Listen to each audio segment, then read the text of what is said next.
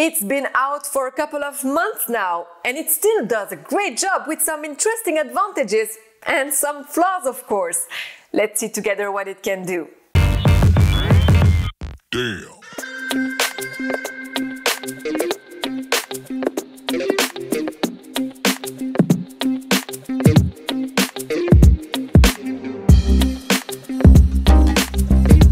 Bonjour my fellow high-tech fans, welcome back to my channel. Today we'll see together if the Sony ZV-1 is a camera for you. Is it easy to use, menu-friendly? Does it offer shortcuts options that will help you make beauty shots with a simple touch of a button? If it's your first time here, well, bienvenue, have a seat. My name is Céline, I'm a Belgian TV journalist, and learning about those high-tech devices is one of my passions. Now that you et moi, we know each other, let's get going. On y va. The Sony ZV-1 is the company's first compact camera built just for vloggers.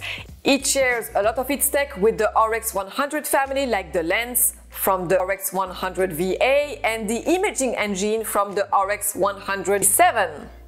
Those models didn't have a microphone entry, among other essential things a vlogger needs, and were more expensive. With the ZV-1 you get a more video-friendly design with a flip-forward LCD and a best-in-class internal microphone. It's cheaper than the other models, but of course some important features have been sacrificed because of that.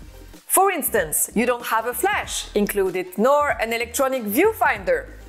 The spot has been taken by the microphone. There's a much larger than usual microphone grill on the top plate.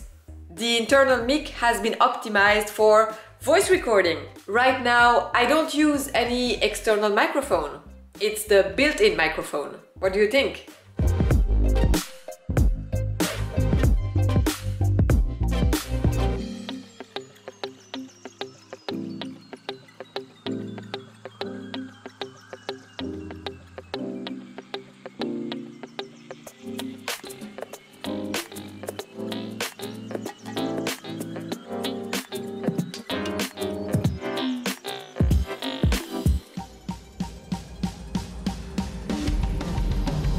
If you're outside, you've got the help of a built-in dead cat muffler that cuts wind noise.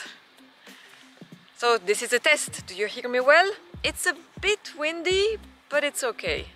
If that won't do, you can plug your own mic into the microphone port or use one of Sony's hot shoe mics if you want no wires at all. On the downside, the lack of a headphone port means you won't hear audio issues during interviews or other shootings. So as we said it, the ZV-1 has no electronic viewfinder, you have to use the display to shoot. That is not a problem. It fully articulates off to the side so you can vlog with an external microphone and tripod at the same time. It's bright enough to use in the sun, but it has a note problem. You can barely see it through polarized sunglass lenses. This bizarre problem might catch you unaware if you're shooting on a bright day. Oh my goodness, I can't see anything with my glasses on. While, like I do, you can use a big tripod or a GorillaPod or other portable mini tripod, Sony offers the ZV-1 in a kit with a shooting grip. It gives you control of the zooming and recording while converting into a mini tripod via the retractable legs. I find it very useful, but I'm not walking and talking much. I like it when it's still most of the time, and the accessory will cost you $150 or euro more. So it's up to whatever you'll do with your camera and if you have that extra cash to spend. For $150 or euros you can buy yourself a big tripod and a GorillaPod. Sony really wants you to use the camera in automatic mode, and it does have some unique features that make shooting easier. A new option called Product Showcase will switch focus to any object you hold up to the camera while you're talking. This and a new bokeh background defocus switch will help amateur video makers get cinematic background blur and focus pull effects without being bothered by technicalities. The bokeh background defocus is very easy to use. Just push a single button and you'll have this cinematic effect.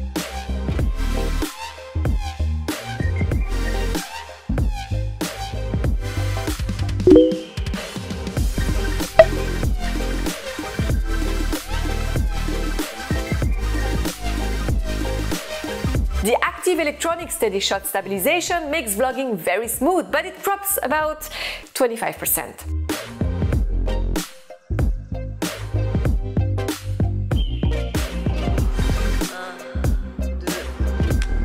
I'm filming in 4K. On the left, it's my iPhone 11 Pro Max. On the right is the Sony ZV-1. Here is a comparison with my iPhone 11 Pro Max. As you can see, my iPhone has a wider lens, which is more comfortable for vlogging than the Sony. The optical stabilization alone adds no crop, but it cannot really smooth out jolts when you're walking or running. Another useful feature for vloggers is the soft skin effect. It uses AI to smooth out any blemishes or other skin issues, though it makes you look a bit plastic at the most aggressive setting. So I guess this is Botox option? I would encourage everyone to only use the mildest low setting. The ZV-1 shoots in 4K up to 30p and Full HD up to 120p and features a 24 to 70mm equivalent with an aperture of 1.8 to 2.8. Perfect for background blur. If you like your camera small, the ZV-1 is for you. It's very pocket or bag friendly. If you're still here and enjoy this video, please do me a favor and hit the thumbs up and subscribe to my channel so we can see each other more. Now, before we say goodbye, here are the downsides of this camera. The lens is a little tight for walk and talk footage because it does crop 25% of the screen while shooting in 4K or using the electronic stabilization. Every other camera brand allows touch menu control, but not Sony. You can use the touch display to set a focus tracking point, but not control the main or quick menus. That's annoying because when you're vlogging, you'll have a hard time changing controls as you have to reach around the back to manipulate the control wheel.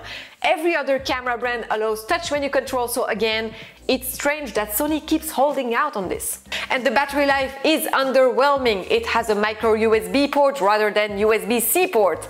Micro USB is slower than USB-C, that makes charging directly from the camera a bit slow. And the battery is very small. In fact, it only lasts about an hour when you're shooting in 4K, so you'll need multiple batteries and your charger when you go out for the day. If you have subscribed to my channel, merci beaucoup. It means that I will see you next week. Take care. Salut!